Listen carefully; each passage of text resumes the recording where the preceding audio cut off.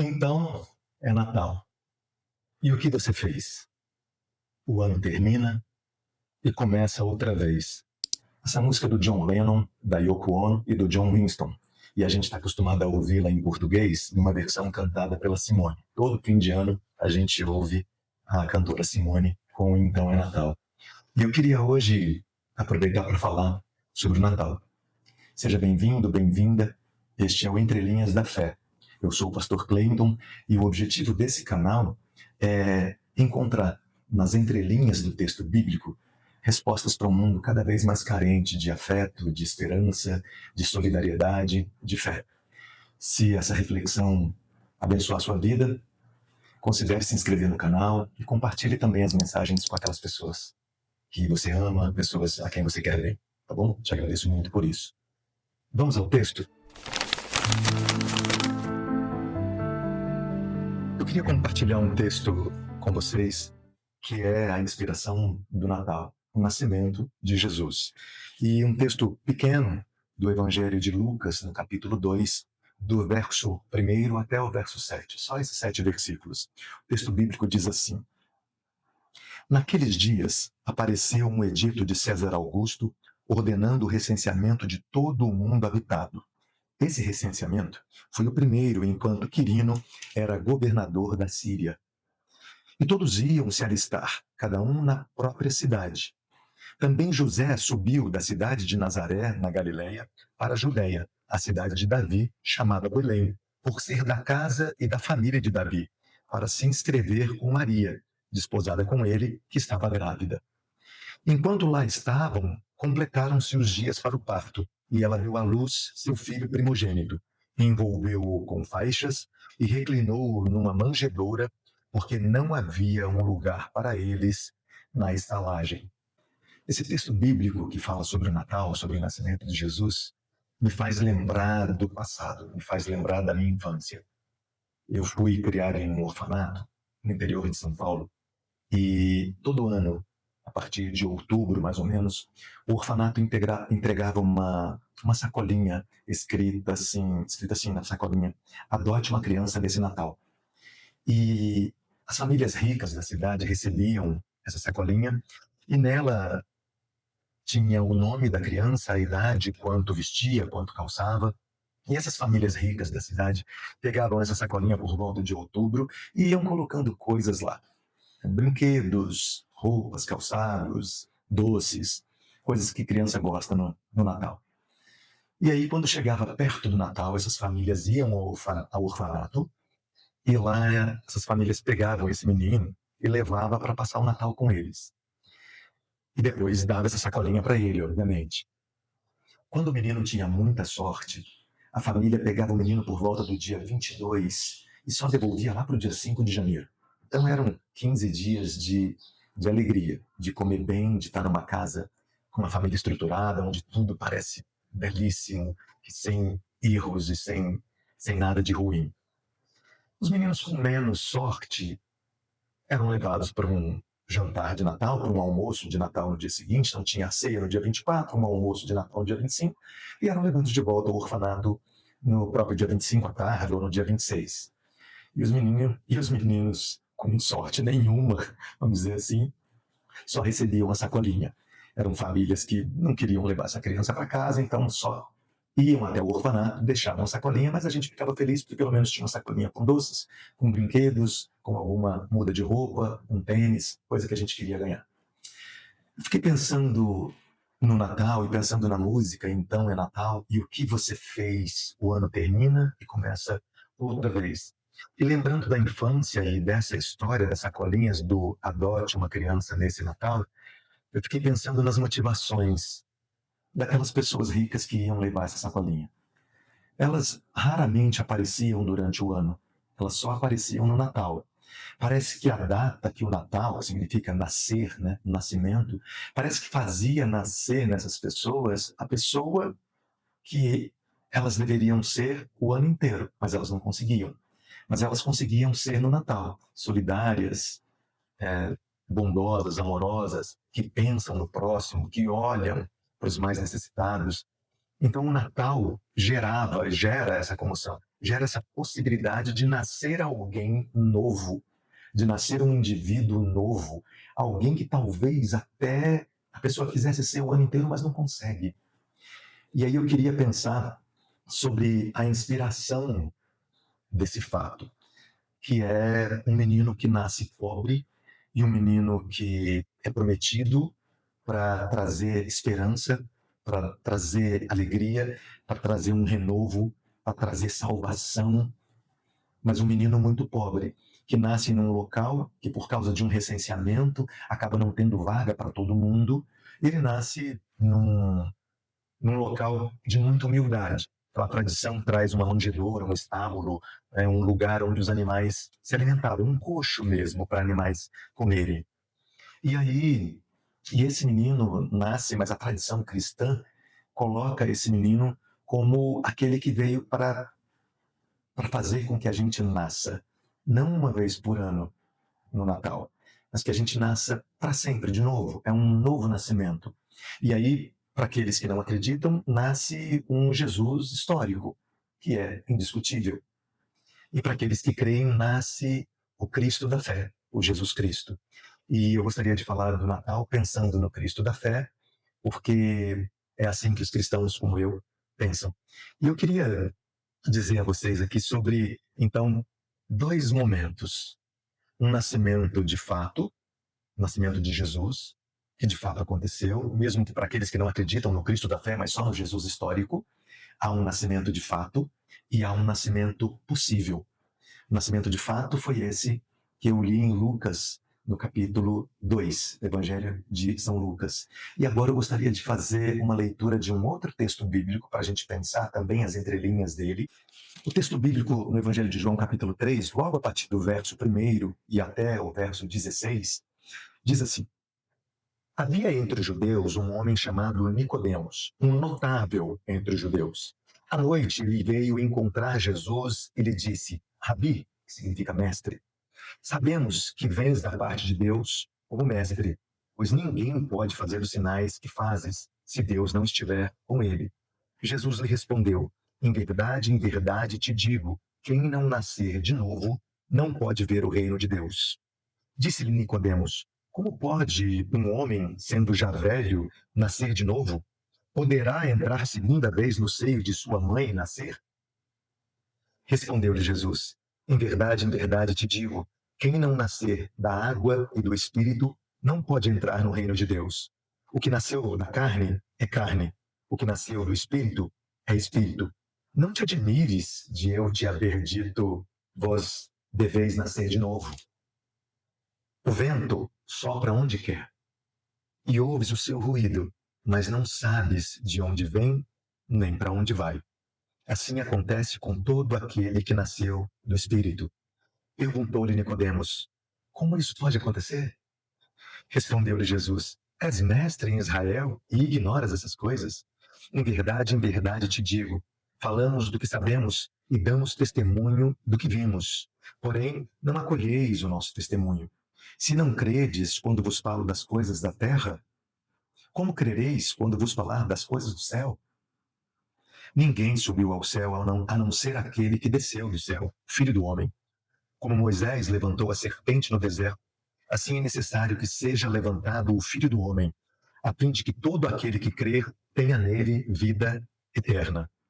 Pois Deus amou tanto o mundo que entregou o seu Filho único, para que todo o que nele crê não pereça, mas tenha a vida eterna.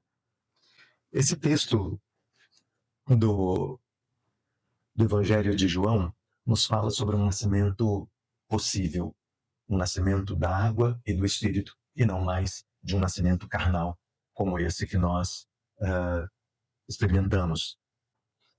Quando nós falamos sobre o nascimento real, nós falamos de Jesus como um novo começo de era, né? Como diz o Lulu Santos, um novo começo de era, de gente fina, elegante, sincera. Eu acho até que o Natal traz isso, né? Esse nascimento, pelo menos que seja só no Natal, mas parece que as pessoas elas se tornam mesmo, como eu citei na história do orfanato e da campanha Adote uma Criança nesse Natal, elas se tornam gente fina, gente elegante, gente sincera.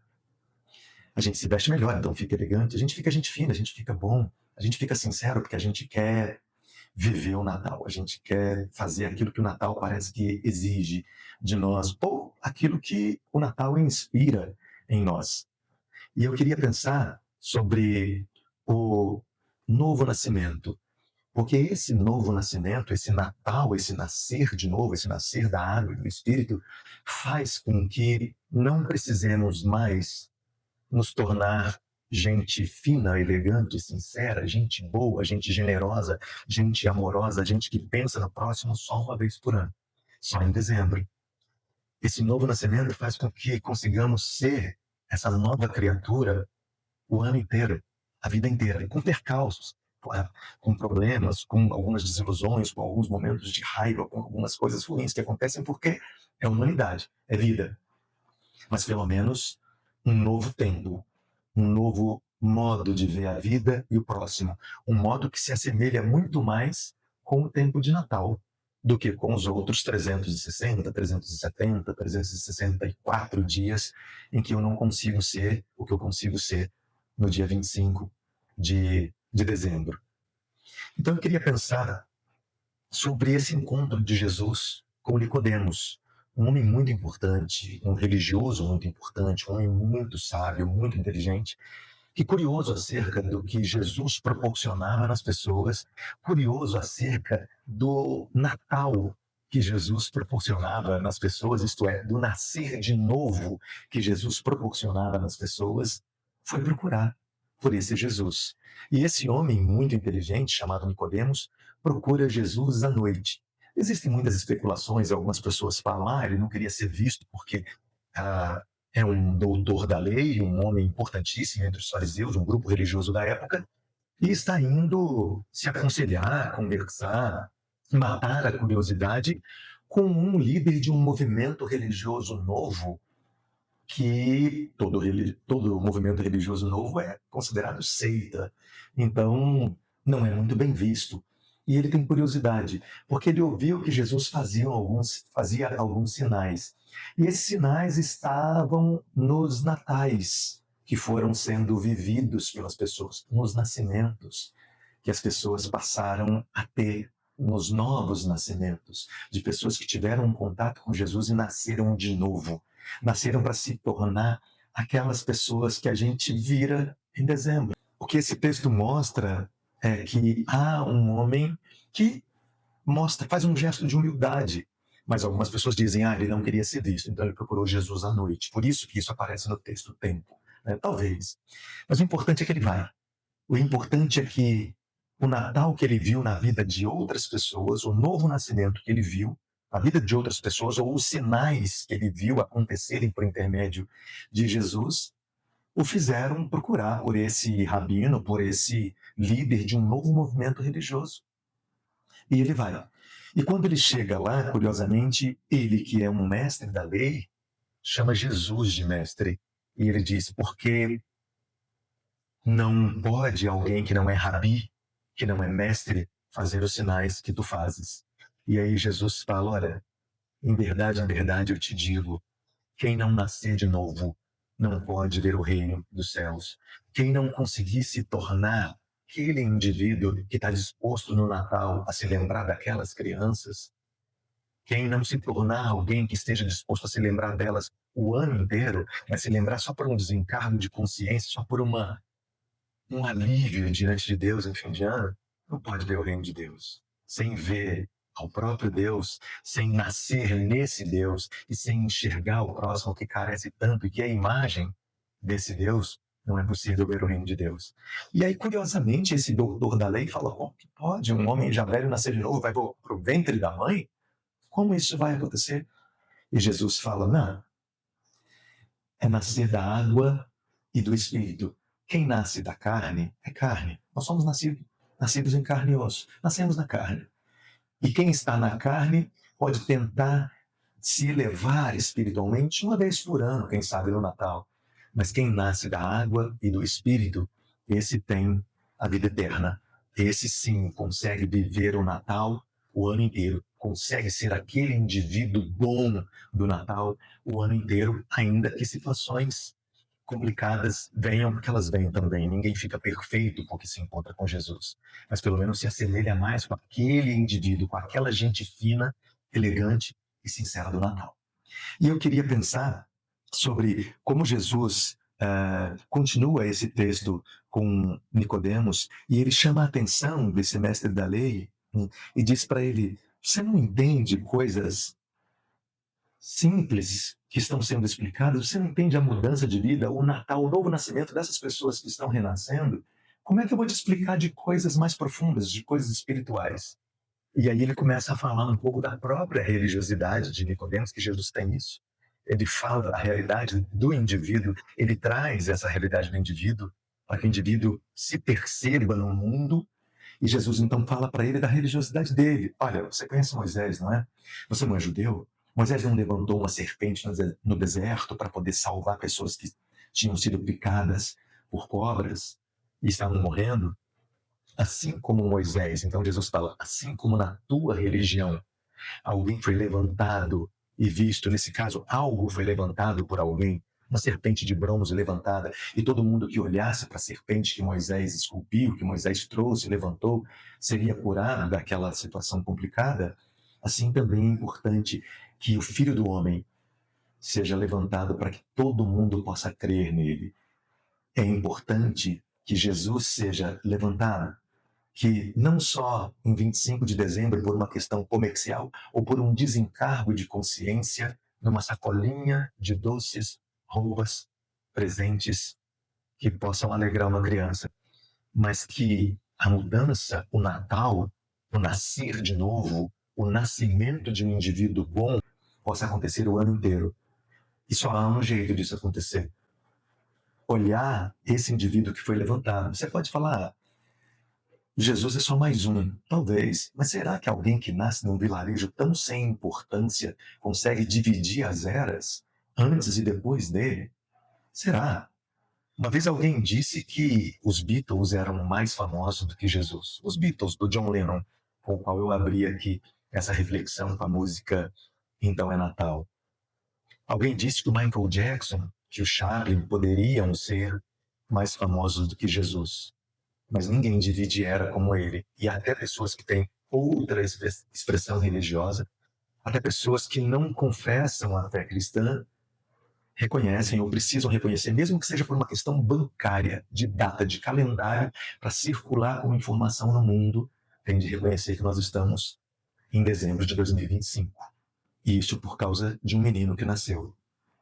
E esse menino nasceu num nascimento de fato, mas ele pode nascer num nascimento do Espírito no coração de cada um, desde que você receba um presente. O texto bíblico, que é conhecido como a Bíblia Mirim, seria o resumo para o cristão de toda a Bíblia. Se toda a Bíblia se perdesse e sobrasse esse versículo, a humanidade estaria salva na linguagem cristã, porque é chamada de Bíblia Mirim, essa passagem bíblica. Uma vez o grande líder hindu, não era cristão, líder hindu, disse que se todos os livros do mundo se perdessem, mas restasse o Sermão da Montanha ou o Sermão do Monte, a humanidade estaria salva. Curiosamente, o Sermão do Monte é uma pequena pregação de Jesus. E nós cristãos costumamos dizer que se toda a Bíblia for perdida, mas sobrar esse versículo de João 3,16, a Bíblia Mirim, como alguns chamam, a humanidade estará salva. E diz assim, eu vou repetir a leitura: pois Deus amou tanto o mundo que entregou o seu Filho único, para que todo o que nele crê não pereça, mas tenha a vida eterna. Quando a gente pensa em nascer de novo, é se tornar alguém que está livre de tal modo, não é prisão cristã, é livre de tal modo que é como se fosse o vento. Esse texto diz isso antes. Quem nasce de novo é como o vento. Você ouve o ruído, mas você não sabe de onde veio nem para onde vai. Você sente a brisa e o prazer disso, mas você não sabe de onde veio e nem para onde vai. A grande mudança que se dá, a mudança do céu de fato, é aquela que transforma um indivíduo que se torna alguém admirável, alguém respeitável, alguém bondoso, alguém que de fato é aquilo que gostaria de ser o ano inteiro e não só no Natal, a grande mudança se dá nesse nascimento possível. Precisou existir um nascimento de fato, mas precisa haver também um nascimento possível, um nascimento da água e do Espírito, um nascimento em Jesus. É preciso que haja no teu coração um Natal. E eu espero que você consiga perceber que só é possível nascer para sempre quem recebe esse presente, o presente do Natal. Obrigado pela tua atenção. Se esse texto abençoou a tua vida, considere se inscrever no canal para que toda vez que tiver um texto novo ele possa chegar para você. E considere também compartilhar com outras pessoas que possam também ser abençoadas por essa reflexão. Eu te agradeço muito por isso, tá bom? Muito obrigado, Deus te abençoe e até a próxima. Feliz Natal!